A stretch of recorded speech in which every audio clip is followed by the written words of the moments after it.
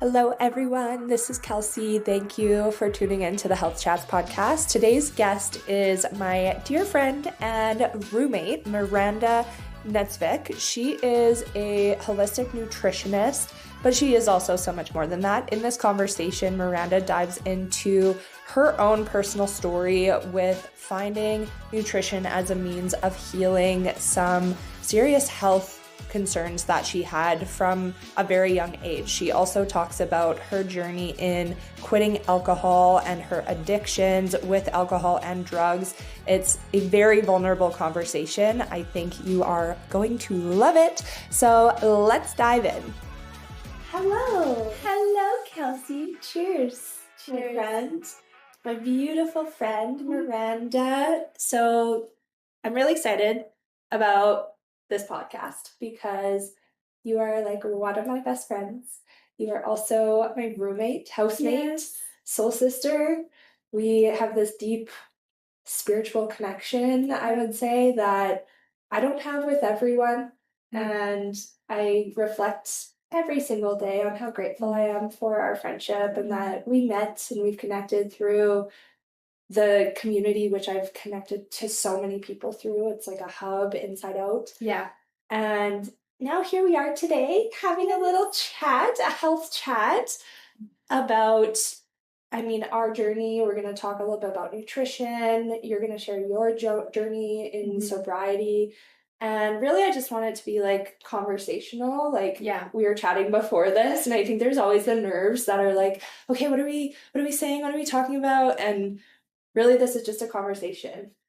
We have, I would say, like every morning when we're having our coffee and we just start diving into like spirituality and like nutrition and women and hormones and all the things. Yeah. Life, being human. Being human. Yeah, the human experience, really. Yeah. And so I'm not going to like give an intro. I kind of just want you to intro yourself a little bit. I have notes here. Y'all know how real and authentic I am because my mind, it might get lost. And I do want to give some specific points that we talked about before this. So to start, Miranda is a nutritionist. Just so all of you know, if you're like, who is this chick? She's a nutritionist, but she is also so much more than that. She is a human. She is a spirit. She's a soul. She's a very conscious, aware human being. And I would love for you to share kind of like the origin of you and how you decided to step into wellness, into health, and pursue this as your journey. Yeah. Take the mic, my girl. Well, first of all, I'm so grateful to be here with you. I'm like giddy and just like full of joy because like Kelsea said, we are roommates. She moved in not too long ago and it's just been such a full ride, but I feel like we could have a whole podcast just on that whole thing. So to kind of start with like my origin, I got into wellness, health very naturally, I would say. So I'm from a small town, Brooks, Alberta. Shout out to Brooks if anyone knows where that is. Girlies. Yeah, so about 10,000 people. And I grew up with a pretty like average, I would say, like life. Grew up in like sports and with an older brother. My parents were divorced when I was 3. So I had like 2 mixed families. And I really just wanted to honestly be like my brother. I wanted to be do what he did. So he was like always in sports and very competitive. So I got into all different sports like soccer, basketball, volleyball, track and field, all the things. And then I started playing hockey in, I think it was like late elementary school.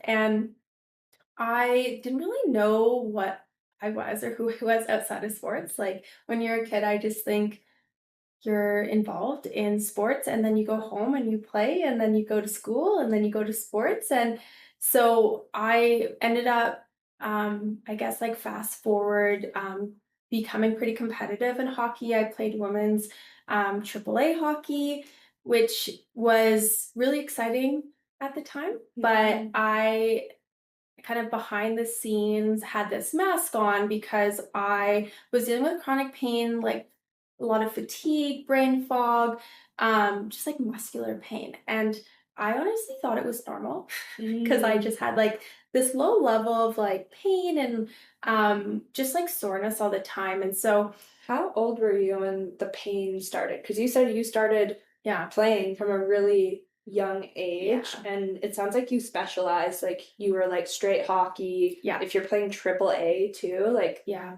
yeah, how old were you when the pain started? Um, so it's really hard for me to pinpoint, but I do really remember it like in junior high Okay. becoming like that's kind of if I think back and reflect like when did it really start? It was junior high because that's when I started getting more competitive with hockey. So before I even played like female AAA hockey, which is like high school, I was playing guys hockey. Actually, my stepdad coached me and my stepbrother is on my team.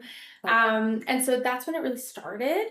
And so when there's so much depth and, different layers to my journey, but to kind of simplify it, is I was going to doctors, primarily to my family physician, and he was just kind of like, there's nothing like that's showing up on tests to give you like, oh, this is the reason why you're feeling this level of discomfort and pain. So it was very much like, okay, do physiotherapy, do massage, go to a chiropractor, ice, heat, Advil. And so that was very much my life Isn't through it? athletics. I appreciate that. Isn't it so interesting? The first thing that came up for me is like when you go to a family doctor, physician, or really like most healthcare, they go external right away. Oh, They're yes. like, oh, it's everything on the outside. Yeah. Just interesting. Just wanted Oh, to sprinkle that in. well, yeah, 100%. And then kind of like coming into this is when I started to question Mhm. um like authority essentially. And I'm young, and so I'm very much listening to these like authority figures. The doctor, my parents don't have a health or physiology background, so they didn't really know what to do. They're kind of like, oh, listen to the doctor, go to your therapies, like do what you need to do. So, and I know I'm not alone in this. I've spoken to so many ex-athletes and or just people that have dealt with chronic illness, and the doctor says one thing, they trust it, they get put on a medication, and that's just what it is. And unfortunately, people will stay on medications and live in those symptoms for their whole life, right? So how I kind of started to, I guess, advocate for myself, but also like I just wanted to know what the fuck was going on. Yeah. Like, why am I in pain? Like, what's going on? And so, like I said, it was Advil, Tylenol, heat, cold, A535 on my muscles, and a lot of massage therapy and chiro since I was little. And then it wasn't until like I literally did that pattern until I was in, I think I was grade 12. So when I was playing female AAA hockey, we went on a tournament to New York. And it was kind of like a scouting tournament, like, oh, like, let's go see if anyone's going to scout us for scholarships. Mhm. And it was in that tournament where I really started to like not be able to mask the discomfort I was going through. And I was really struggling to skate, and my legs were on fire, and I like collapsed, and I was like, there's something wrong.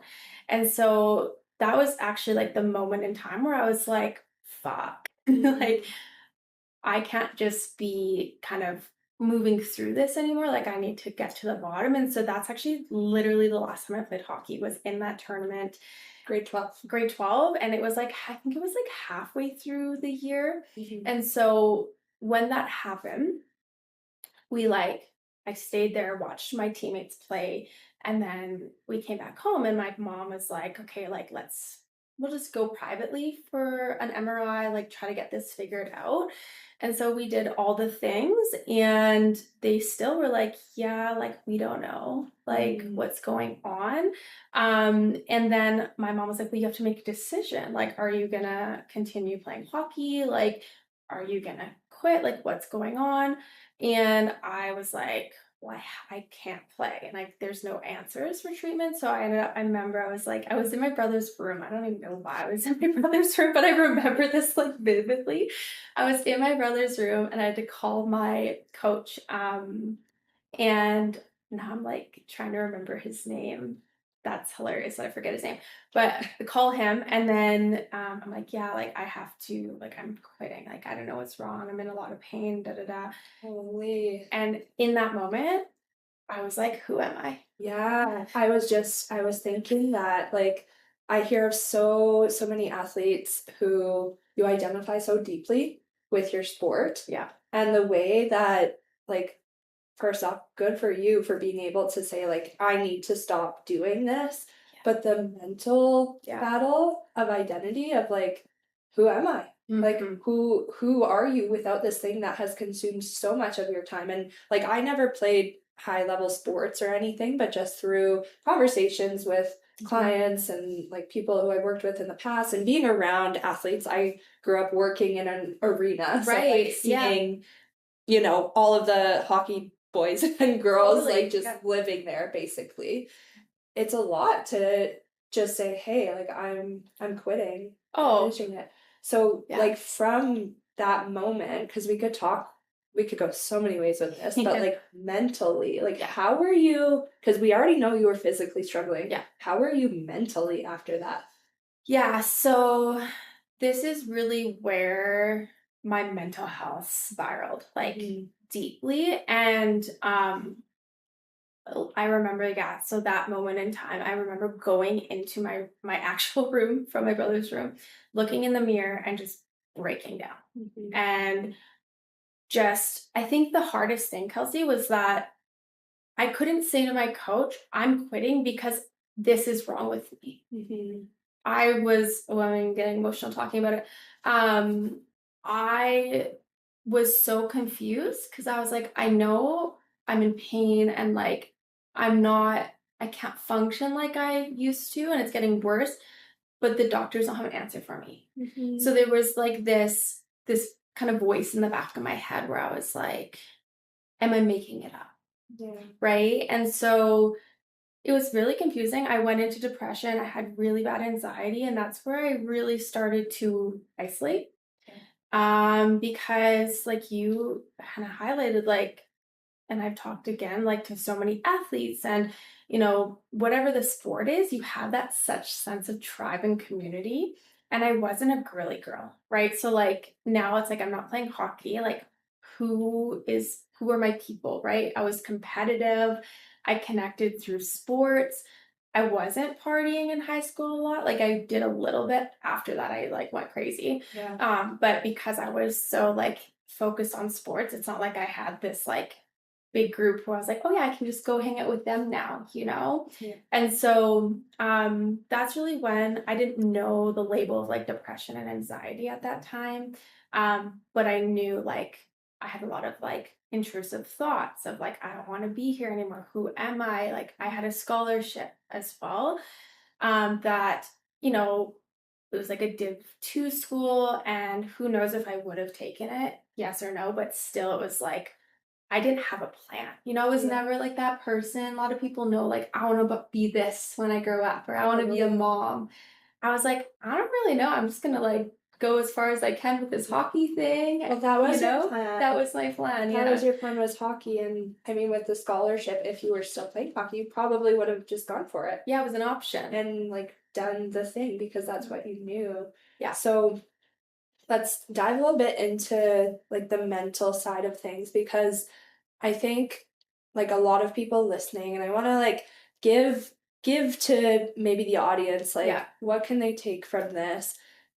I want to talk a bit about mental health and how you spiraled and like you were like, okay, and then I started drinking and partying a little bit more. Let's talk about that Yeah. and what that did for your mental. And also, I want to come back around to like how you came into nutrition too, Yes, because yes. that's such a big part of the story. Yeah. But as you started to spiral, like, do you remember I guess what that looked like and however many years up until now you're sober? Yeah. For how long has it been? It's been like just over 2.5 years. Just over 2.5 years. So talk about that story of the mental health and how it led you to spiral up until now. Let's hear that. Yeah. So really, my journey with mental health was, I think it all comes back to identity. So I had an identity of I am an athlete, and I got a lot of praise from that, right? And so being from a small town, you know everyone, right? Like my parents know my teachers. It's not like you're in the city, you have like hundreds or even thousands of students. So for me, because my identity was dissolving, of like I'm no longer Miranda who plays competitive hockey and is gone every weekend to go to tournaments, I began to lose my voice because I didn't know how to respond to people, because people would come up to me. I would still be going out, to school and seeing people, and everyone would ask me, right? Like, how are you? I've heard like you quit hockey. What's going on? And it's out of a really good place, but I didn't have an answer, and it made me feel very small, insecure. And so that's really when the depression started. And, I'm sure we've all kind of heard of like depression is like not knowing how to express yourself or like suppressing, something. So I was suppressing a lot because I naturally was like a people pleaser growing up. And so I didn't want my family and my friends to know how much I was internally struggling. So I thought, okay, well, if I just put this mask on of like, I'm okay, like put my makeup on, started maybe dressing a little bit differently, going out to parties more, like, oh, I'm fun, Miranda, like, I don't care, right? Like, whatever. I didn't want to talk about it. And so obviously, what we resist persists. So I was resisting a lot of what was internally going on with me. And, like I think a lot of people don't have a environment growing up where they are talking about their emotions, right? So, oh yeah, can relate. Yeah. Absolutely. And I'm sure a lot of people listening can relate to even what you just said about the masks. And at that age, that's kind of like our primal years of figuring out who we are. I would say from like 17, 18 to even 30. Oh, we're figuring out like, who am I? And we want to feel accepted by the people that we're around. So we're going to put a mask on. Oh, this girl's doing this. This person's doing that. So let me, do the same. Even if intuitively we know, oh God, this is so wrong. So want to say like nothing wrong with you for doing that. You're a human trying to belong with other humans. And of course there are consequences. There's consequences to that. So 100%. So just like you said, there's nothing wrong with it. And like, it literally was my solution. It was my survivor's guide. Like, I don't have another way to like navigate this situation. So I'm just going to pretend like everything's groovy, And so that went on for many years. And then once I officially graduated high school, I was like, okay, what the fuck am I going to do? I don't even know why, Kelsey, but I was like, I'm going to be a teacher. I'm going to be an elementary school teacher. And I think looking back on it, I'm like, I would say like, I don't know the percentage, but so many of the people I graduated with ended up being teachers. It's, why? I'm going to just say this is why I think. Because when we're in high school, we sit down in the counselor's office and they look you dead in the eyes and they're like, who do you want to be when you grow up? And they're like, here's a list. You could be a teacher. You could be a nurse. You could be a lawyer, or a doctor. But just so you know, that'll take a little longer. And we're all like young and so fucking impatient that we're like, okay, I'll be a teacher. I'll do this one. Or nurse. Because we kind of have an idea of what that looks like because we're surrounded by them all the time. Exactly. Right? That's why. So it makes sense. But like, it's so funny because there was no meaning. Like, I wasn't like, at that point, I didn't want kids. Like, I never was like, I want kids. So it's so funny. I mean, looking back, I'm like, why the fuck did I want to? I went to school to be an elementary school teacher. Did you actually? Like, I did a year of my bachelor of education. So kind of like timelines here. So quit hockey, grade 12, halfway through, and then kind of was like, okay, what the fuck am I gonna do? So I'm like, I'm gonna be a teacher. So I applied to Mount Royal University, and I did a year. I did at the Medicine Hat campus. They have the same program there, but it's like an hour away from where I live. So I did that. And then I'm like, okay, well, I gotta work too, you know? So I like took a loan out for school, but I'm like, I need a job. So I decided to apply at restaurants. So I'm like, I can apply at restaurants. And then I got a job as a hostess at local public eatery in Medicine Hat. And this is when things got wild. Ooh. So mix in, I'm like 18, quit hockey, like not even a year ago. Don't really know what I'm gonna do. I'm gonna go to school to be a teacher, and then I'm gonna also go work at this bar. That's a good recipe while I'm already struggling with my mental health, right? So I loved it because I could put my makeup on, look good. You know, I was already a natural, like, people pleaser. So it came very natural to me, like hosting people. And then that's when I really started drinking a lot because when you're working at a bar, you know, for the most part, people that work there drink after their shift, Oh yeah. right? So looking back, I didn't know the consequences of it because I was just like, I was in such this bad place like a year ago. And now I'm like, okay, I'm in school, my parents are happy, and I'm making money, and I also get a party, Yeah. right? Like, cool.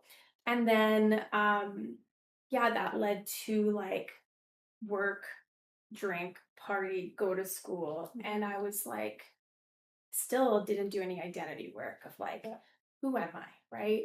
And so I ended up quitting like my first, well, I did a year, and then I was like, what am I doing? Like, this is not feeding my soul, and my depression, anxiety was like spiraling. So I, at the time, moved to Calgary with my partner, who I was in high school, like my high school boyfriend, and I got a job here in Calgary at local public eatery, and drinking just went up another notch. And I still never dealt with my shit. Yeah. Right? I was just kind of like going through the motions in survival, and I wasn't in school at that point because I had quit. So it really was like kind of going back to like your question of like mental health and, you know, where am I at now and what does that look like? You know, really was a lot of years of like I didn't know how to deal with what I was going through, and I chose, you know, alcohol, but I had a lot of addiction in my family. And I knew like, Miranda, like, you don't have a normal relationship with alcohol. Like, I was always the last one at the party. Yeah. Like, And I want to ask you about that because, like, sharing your story, even just me, I have so many parallels where I'm like, yeah, I went and did 3 months of school and then I dropped out and then I worked at Joey's, right. like, Yeah. and Which then I was owns drinking. local. I know, like, same, same. Yeah. And I think a lot of, like, just me here beside you, I'm like, I have a very similar story. I'm sure a lot of other Yes. women and men do too. How did you know that it was addiction?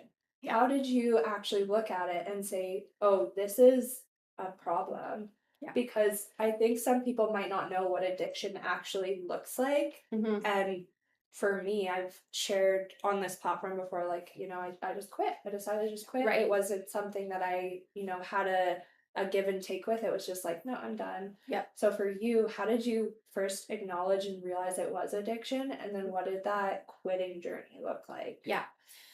So I didn't know it was addiction.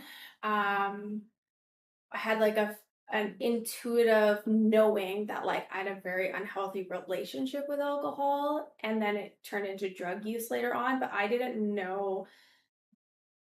You know, we hear, you know, in the news or whatever in just society of like addiction, and we see people on the streets or under bridges and like overdosing, and we compare that to ourselves, and we're like, well, I'm not there, so like, yeah, you know, I'm young and it's very acceptable, right? Being young and partying.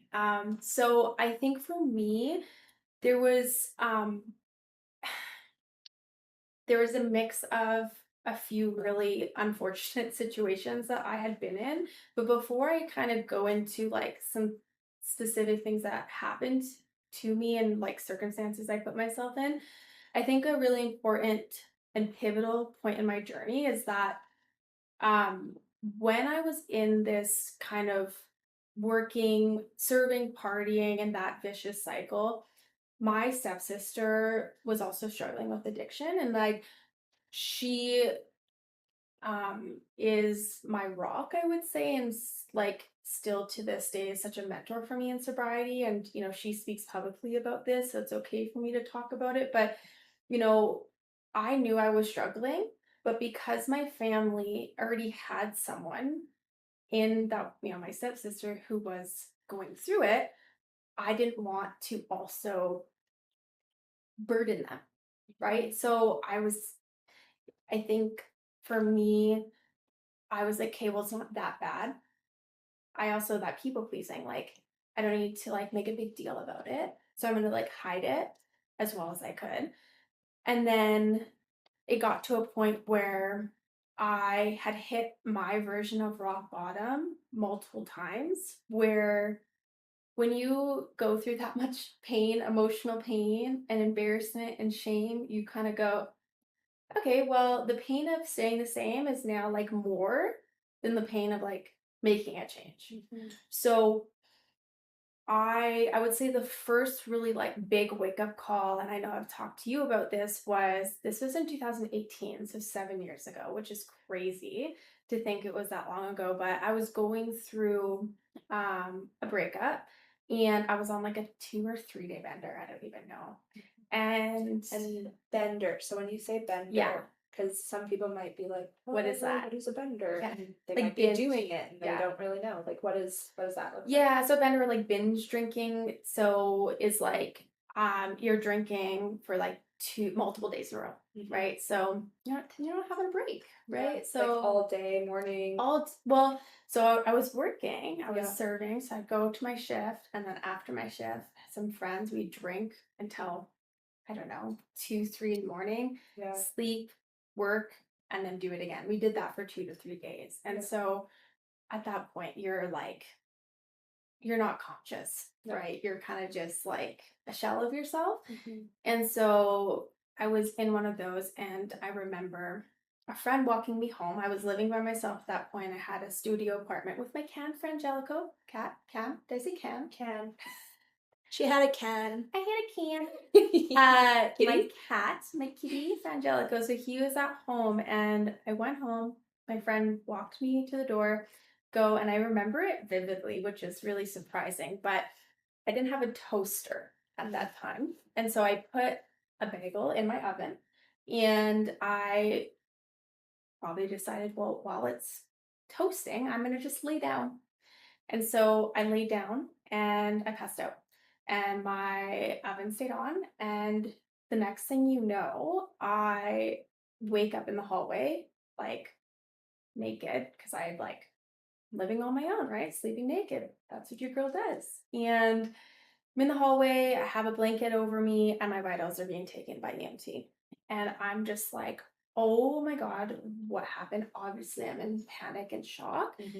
And the EMT is like, everything's okay, but you like left something in the oven, started a fire. Your neighbors were like knocking on your door. You didn't wake up. And we had to come and knock down your door. And they literally carried me out of bed, and I didn't wake up. So that just tells you how like out of it I was. And so I would say that even though that was almost 7 years ago, that was really the biggest, like, whatever you want to call it, rock bottom, wake up call to go, shit, like I could have killed myself. I could have hurt others. I could have hurt my cat. And, but with addiction, that wasn't enough for me to stop. So I would say for a short period of time, I stopped drinking. I was in therapy because I had PTSD from just that situation. So anytime I would smell smoke, I would go into like full fight and flight. And so I was like in therapy, like working through trying to stay sober, but the environment was still the same. I was still working as a server. I was still around the same people. And my friends thought it was funny, Yeah.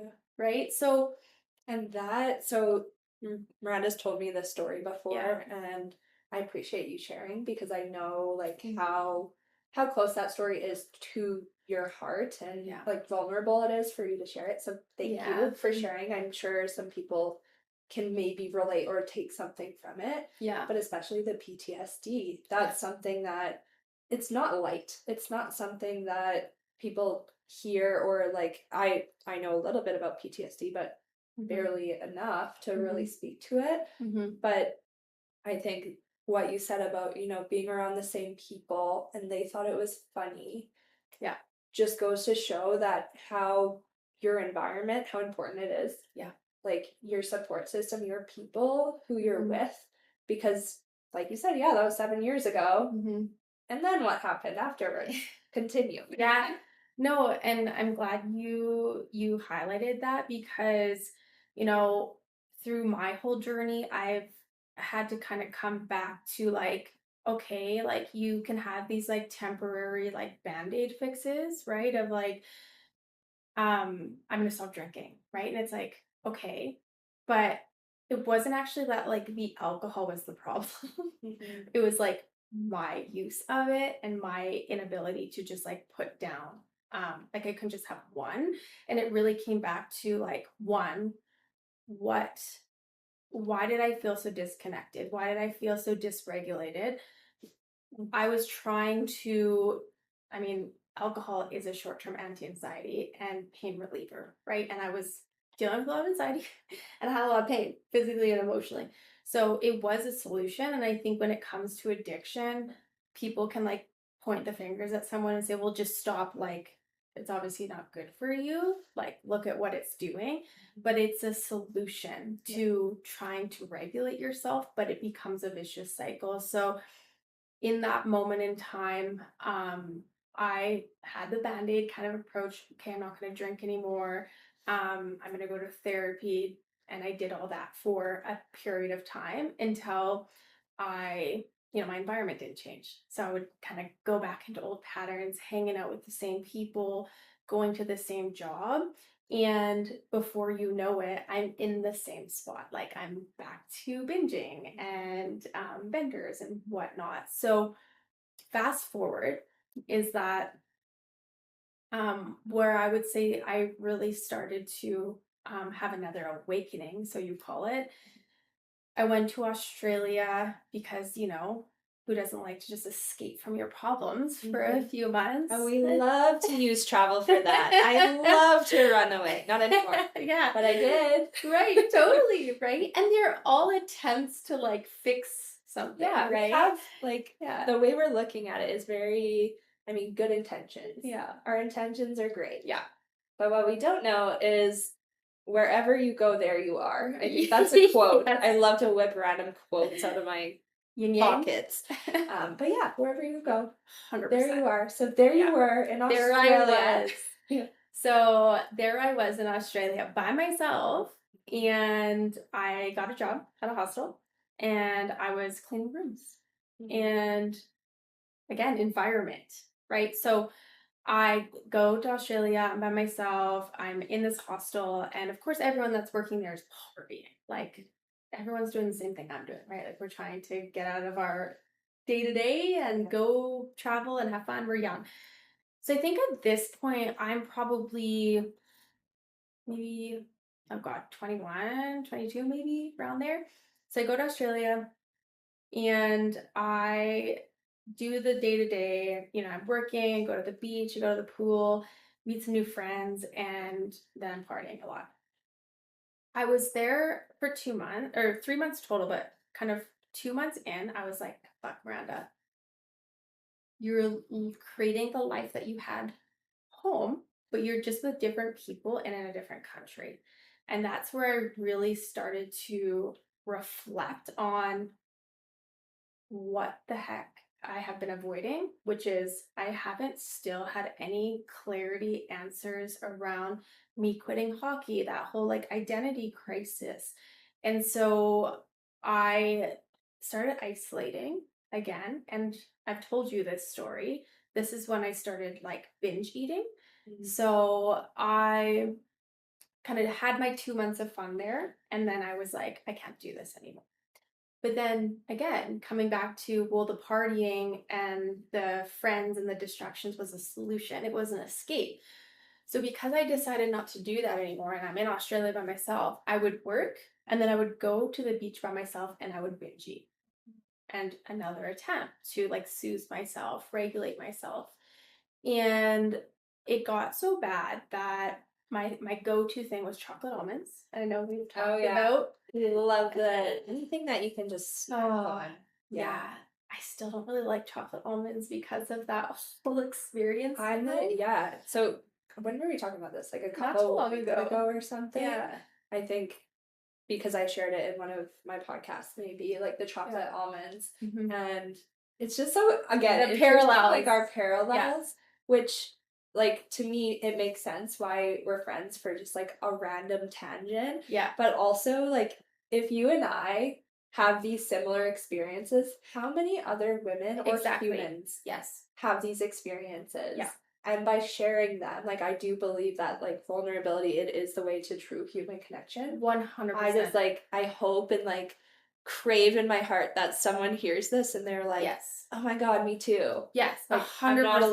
alone. I Yeah. can get past, if you're in it, if you are struggling with binge eating, if you Yeah. are struggling with binge drinking, Yes.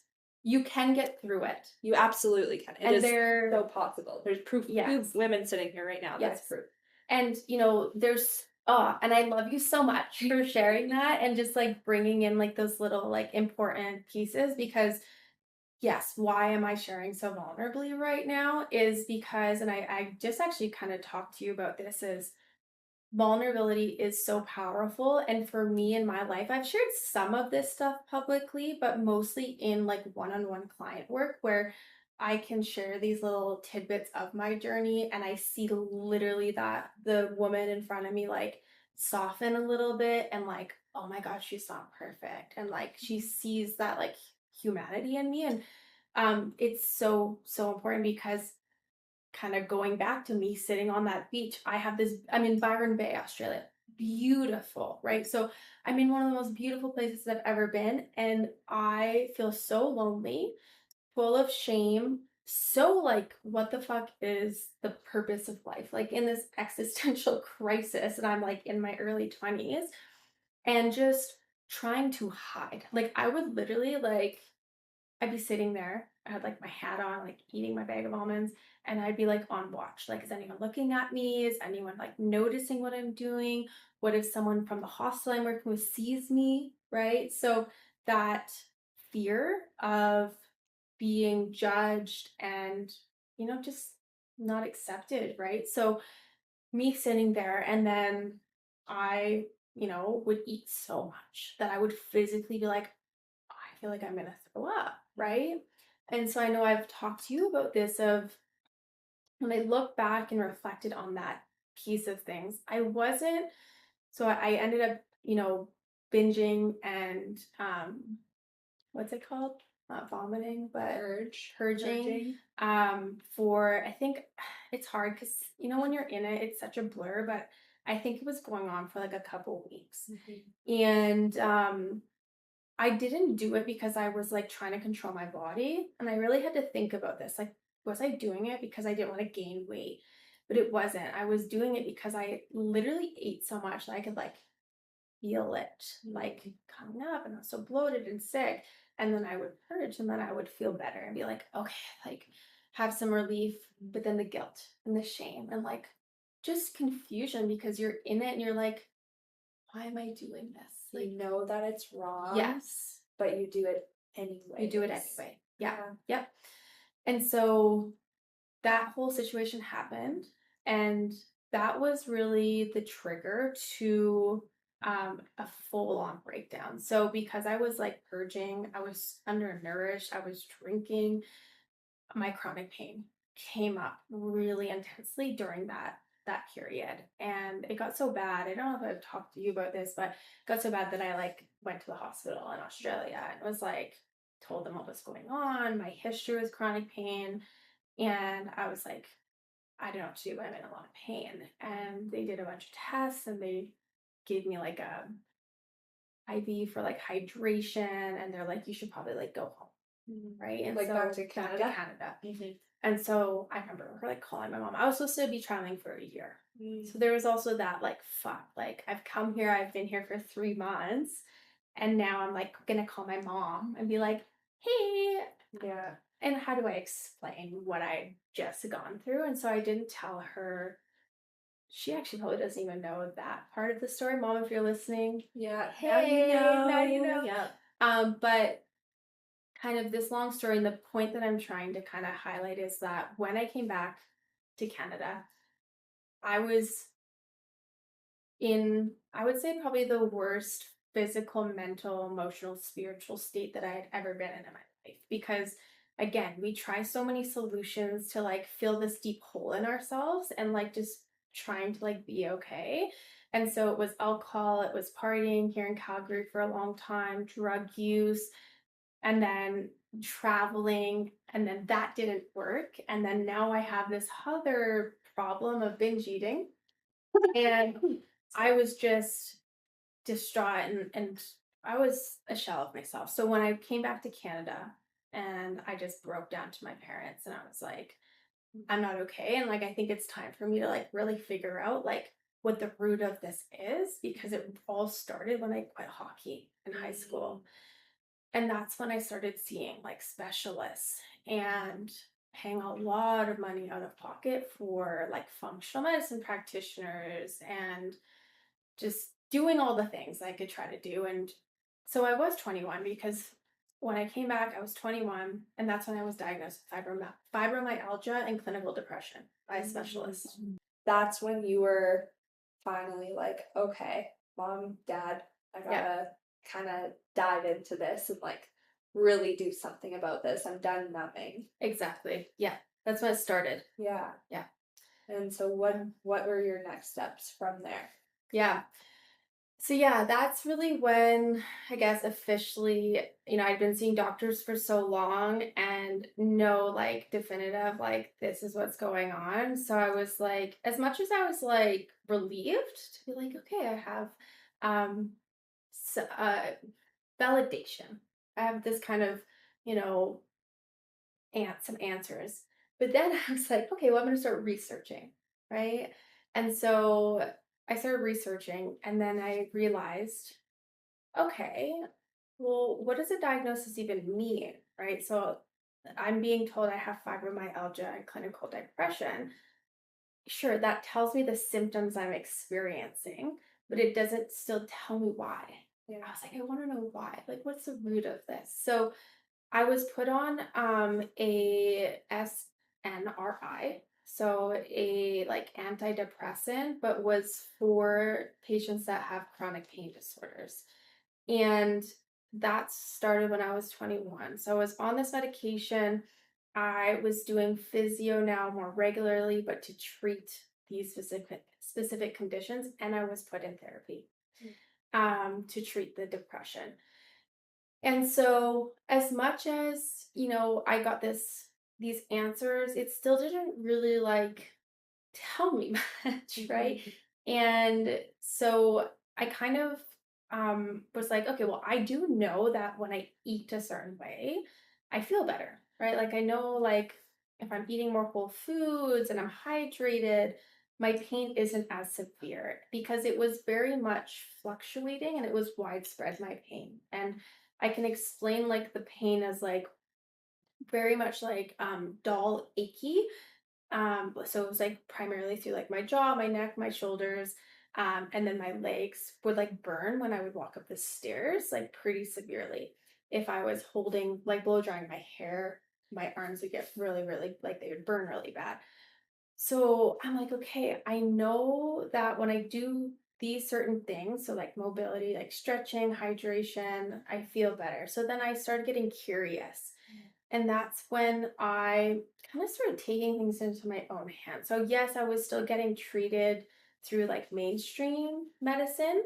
But I was like, I had Toby. this is Toby, Toby came to everyone. yeah, sorry, we didn't give you an introduction. Toby wants to lick everything and try to distract us. Are you staying or are you going? Licking is his love language. You want to say hi? Okay. Yeah, just sit. Yeah. He's like, what's going on, ladies? I know. He's Good gonna boy. steal the show. Good boy, So honey. those of you who aren't watching but listening, we have a little puppy, a little fluffy dog here, and you probably should just watch because he's so cute and you need to see him. Yes. And he likes to lick Yeah. all things. Yeah, he just licked the microphone and I can see some slobber Yeah. on it. He's gonna be patient though. He'll be patient. While you continue sharing. Yes. Yeah, Toby, you're just the perfect distraction. I love you so much. So now yeah, I don't even know what I was saying. I know, right? That's how dogs work. They take you so far out and then back into the present moment. So you're talking about like the dull achy pain. Yeah. And how it was showing up in your body and Yeah. how like what you ate and drank and mobility, like how you noticed, oh Right. wow, this Mhm. actually makes me Feel better. Better. Yes. So that I guess like in correlation to then now becoming a nutritionist. Yeah.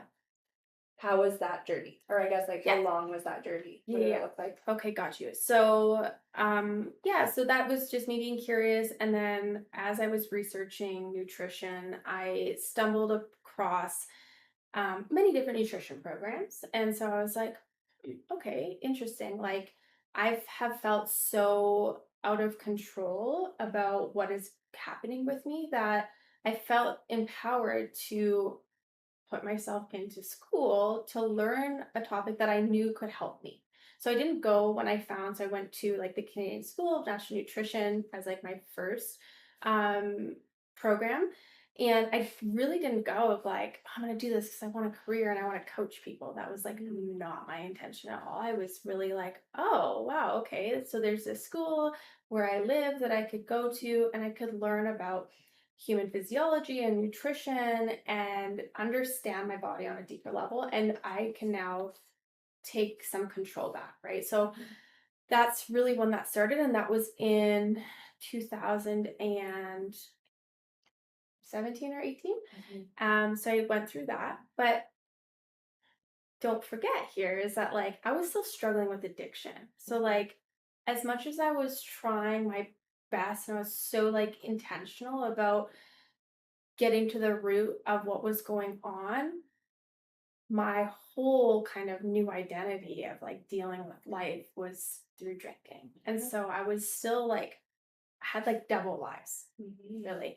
And that's something I want to speak to. There's this middle kind of area, I would say, when you're letting go of an old version of yourself and stepping into a new version of yourself. I call it just like the gap. Totally. Where you're holding on to that old version because it's all you know, but you're also striving for that new version. And it's kind of this like push and pull between the two versions of yourself. Is that kind of what you were 100%. And it's in Yes. any growth. It doesn't matter what that growth is, whether it's like a health journey or a business journey or a relationship. Yeah. There is always going to be that past version of you that's existing there that is trying to pull you back because that's what's comfortable, even if it's not good for you. Yeah. So I 100%. totally like I see that that picture, that visual of what you were experiencing. Yeah. Yeah, and I know that's very common, right? And it's like this like duality between like the lower version of ourselves that's operating out of like survival and self-preservation and then that higher version of ourselves that we're trying to tap into of like okay, growth and like doing what's like good for me, my future self. But fuck, like I still have like all this trauma and this like uncomfy emotions that I'm trying to numb while in pursuit of getting there, you know? And so I was very much in that for a while. And so I graduated, got like finished that program. Um, but there was I it almost felt like I had to choose between like the two lives. And so I had a lot of like confusion of like again like who am I, like what is life. I've now have this you know education and I'm like doing a bit better but not really you know? And so this is where I really started to this is actually a fascinating kind of part in my journey that I wasn't even going to speak into, but now that we're in this timeline, Yeah. when I was at CSNN, so I was in my nutrition program, one of the closest friends of mine that I met, her name was Jess, lovely, lovely, lovely girl. And so we were like little buddies in school, and her auntie was part of like this conference that was going on in like out by Lethbridge. And she's like, Miranda, like, do you know who Dr. Gabor Mate is? And I was like, yes, like I've read his book When the Body Says No. I followed him for a while. And she's like, well, he's speaking at this conference, and my auntie is like one of the coordinators, and she needs someone to pick him up from the airport. And she wants to know if I can do that. And I was like, wait, what? And I was like, so you're asking me if I want to come with you to go What? pick up Dr. Gabor Mate. Have I told you about this? No, Really? you picked him up? Yes. Stop. No, Yes. you didn't. I've never told you this. Oh my God, Kelsey. Yeah. So this is where yeah, it's really bizarre. So He is like, if you haven't heard of him and you're listening, he is one of the most incredible. he's a medical doctor who Yeah. specializes in trauma and addiction. Yeah. And he's one of the leading experts in the world. And he has so many books, and Yes. that is so freaking cool that you picked him Yeah. up. I Yeah. have a story that, I mean, I didn't meet him, but I met someone like super linked to him when I was in an airport in Kelowna. I think I was in Kelowna. I thought you were saying Colombia. Imagine, no, never been to Colombia, was not like, yet. what? Eventually, but yeah. Okay. Yeah. This is so cool. So Yeah. you picked up Okay. Dr. So How do you say his name? Dr. Gabor. Gabor Mate. Yeah, Gabor Mate. Yeah. Gabor Mate. He is oh gosh, I'm gonna forget his descent now. But anyways, so I'm in nutrition school. So this is probably 2018. And Jess is like, yeah, like come with me. We'll pick him up from the airport. We get to drive him. So it's from Calgary to Lethbridge, which I don't know, is maybe an hour and a half. Yeah. I don't even know. 2 hours. So I'm like, I'm like, oh my gosh, I'm on this journey of like trying to figure out why I have like this chronic pain and healing and all of this stuff. And Dr. Gabor Mate was like, I was kind of fangirling because I had read his books and I was really fascinated by the research of like childhood trauma and how that impacts our personalities and trauma stored in our bodies so it can be living in the subconscious and how that can play a role in chronic illness, right? So I'm like, whoa, this is really cool. So we pick him up and he's like tired, right? He's like exhausted and he sits in the front seat. My friend's in the passenger driving and I'm in the back seat and I'm probably like so annoying. And I'm like, it's so like such a pleasure to meet you, da da da. And he was so lovely, so kind, so humble. And, he's like asking us about our stories and whatnot. And, I try to be patient. So we're like on the highway and I'm like, I'm really interested to know more about like your research and like what you do. And I told him like a bit about what I was struggling with chronic pain. And I even spoke about like my stepsister's addiction at that point, because that's when it was like we were really going through it. And he was like, I don't exactly remember like what he all said to me, but he basically was like, give me your email and I will email you some resources that I think would be helpful for you to read. And so I did that. And then we got to see him at the conference and be a part of the conference. And then kind of fast forward, I go back to my place here in Calgary and I'm like eager to dive into what he had emailed me. He emailed me like a couple of days after the conference. So he followed through and I felt very like blessed. And this is when I started to like think a bit deeper and like understand trauma and how that plays a role. And when I say that, I don't mean that like my chronic pain was like caused by trauma, but I like to think about like the body as like a rain barrel. And so when the rain barrel starts to overflow and the overflowing is like symptoms, that's when like things get messy and like we have all these symptoms, but we don't know what like the root cause is because the rain barrel's overflown, right? So I'm like, my kind of understanding with it was that okay, I'm a child of divorce. I've had close family members be involved with addiction. I've now went through this personal experience of like quitting hockey and an identity crisis.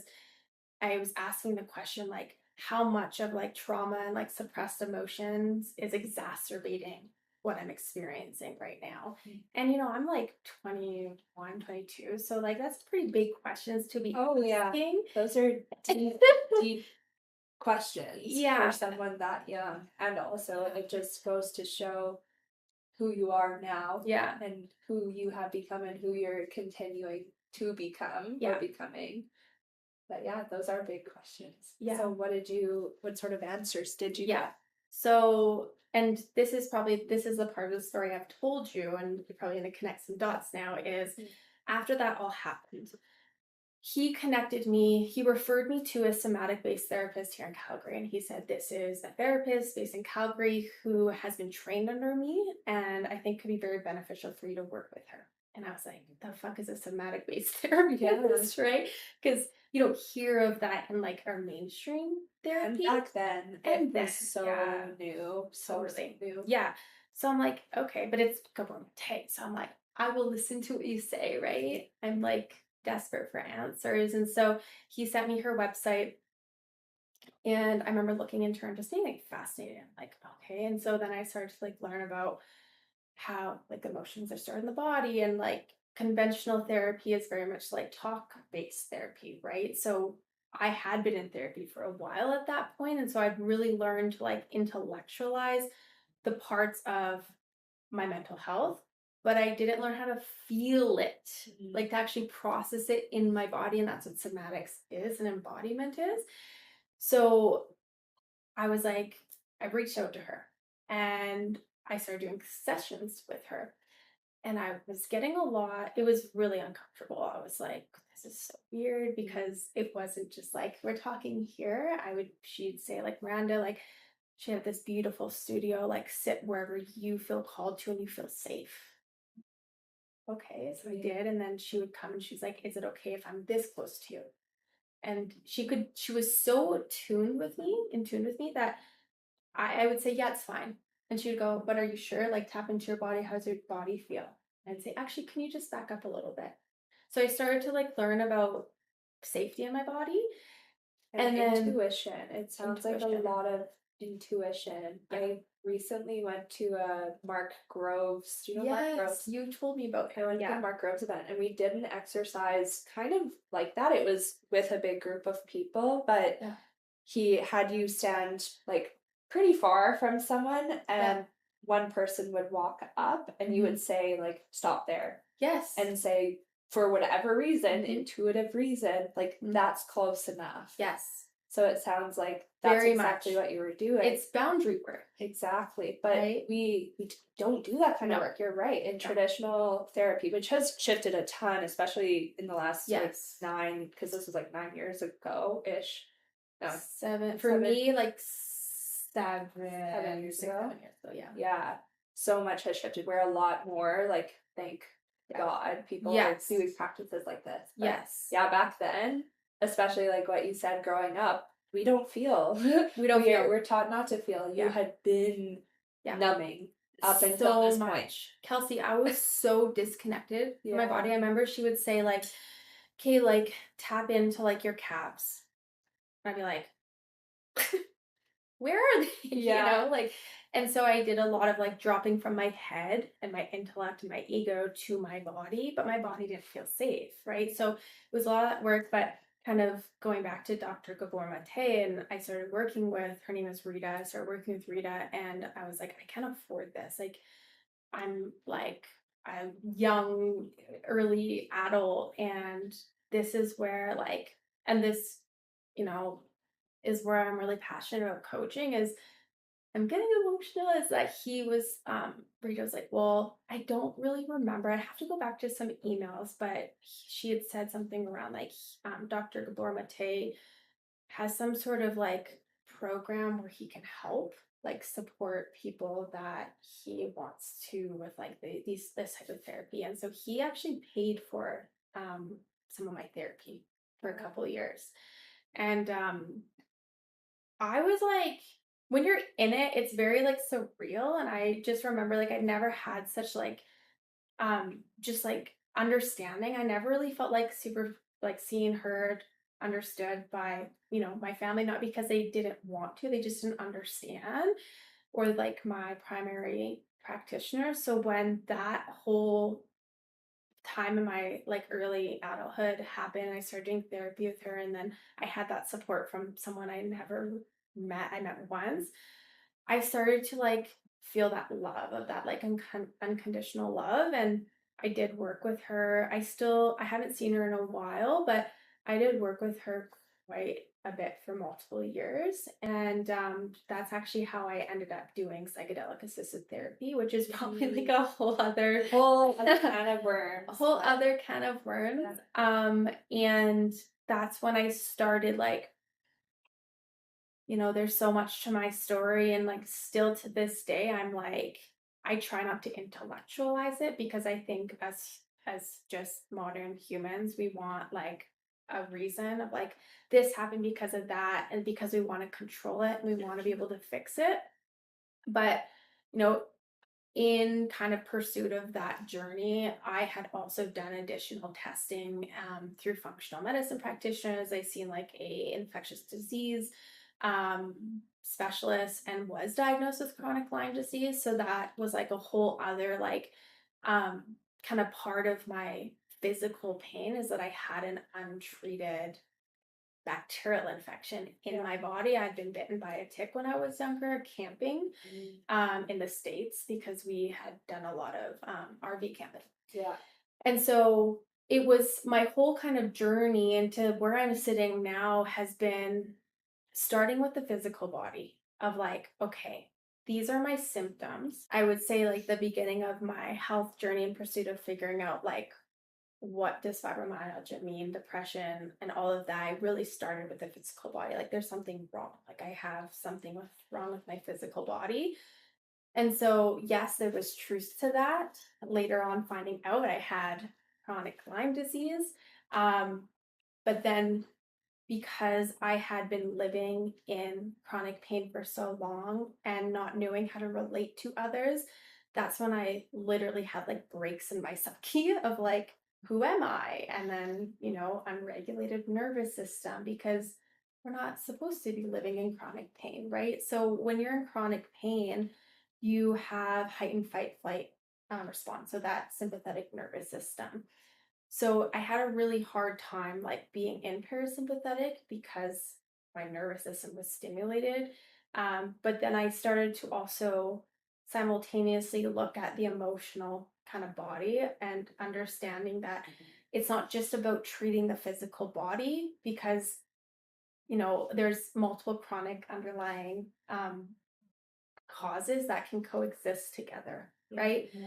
And so this is kind of integrating the physical, the mind, and then through my sobriety, really looking at like the spiritual side of things. So understanding that, okay, I'm not in control, and like I can participate in my healing, but I started really, kind of coming back to like a higher power, and like trusting in the universe, and getting out of my own way a lot. And so I would say like where I'm at now, I really have chronic pain, which is like amazing.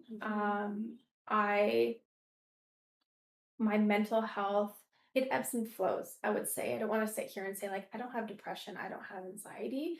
Well, you're human. I'm human, Yeah. yes, but I don't have such like big lows and big highs as much as I used to.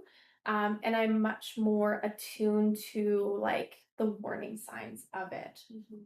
Um, Kind of coming, I just recently quit my position at my job, and that was like a big like it's not feeding my soul, and I know that I have to make a decision, because if I keep going with this when my intuition says not to, like that's me catching myself before it gets too severe, and now I'm like depressed because I'm suppressing, right?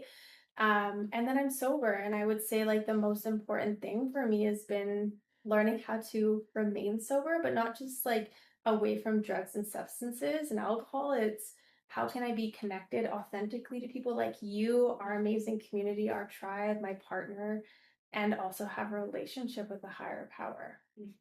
And that's the journey I'm on and continue to be on. I love it so much. I love literally every word that just came out of your mouth. Like, truly, because I feel like you've taken, and to those listening, but even me, like, on this journey of like, this is kind of the deep, dark stuff. This was the Yeah. pain. This is what I went through. And this is when, everything opened up. And it wasn't like it was overnight either. Yeah. There's the truth of like, and then I fell back into it. Yeah. And then I continued to, binge drink and also binge eat.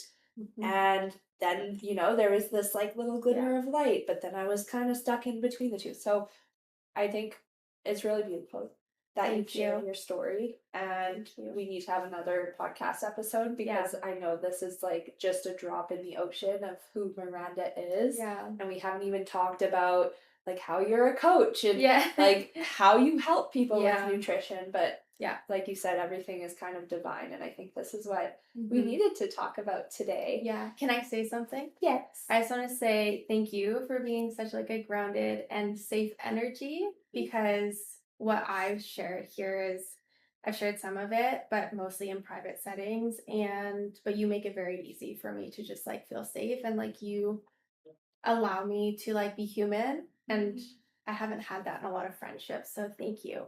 Yes, I love you. I love you Of too. course. I'm glad you feel that way, Yeah. because I also feel that way with you. And I have, so my voice, and I've barely even spoken, but it's time to finish this today, guys. I just have a few questions that I want to wrap it up with, like a rapid fire thing. Rapid fire means answering in one question or one word or sentence. Okay, I will try my best. Or less. And I'll try to cut you off, but I'm not good at that. So no, I'll keep it rapid fire. I like to let people just speak because I don't know. It's nice to have information coming. Yeah. Anyways, okay. First question. What is lighting you up right now? Either in personal life, health journey, or spiritual? Ooh, what is lighting me up right now? I would say what's lighting me up right now is giving myself permission to follow my intuition. That kind of rhymed. Love it. And what I mean by that, and I'll keep it short, is I put notice in for my job. That is scary. I have a very safe position right now, but I know there's more I'm meant to do. And so just trusting that, making a decision on it is lighting me up. Fucking love it. Finish this sentence. I feel most like myself when I am. Oh, I would say when I have my headphones on and I'm listening to my favorite playlist. 100%. Last one. How do you define success? Yeah. I think it's ever changing. But for me right now, I define success by being intentional of making choices out of love and the higher version of myself. That's success to me. And that's not easy, but I know when I'm doing it, I know when I'm not. And so when I am doing it, I feel successful. I love that. Thank you so much. I appreciate you sharing. Thank you. Oh, I can't wait to do another one of these. We will absolutely have another chat.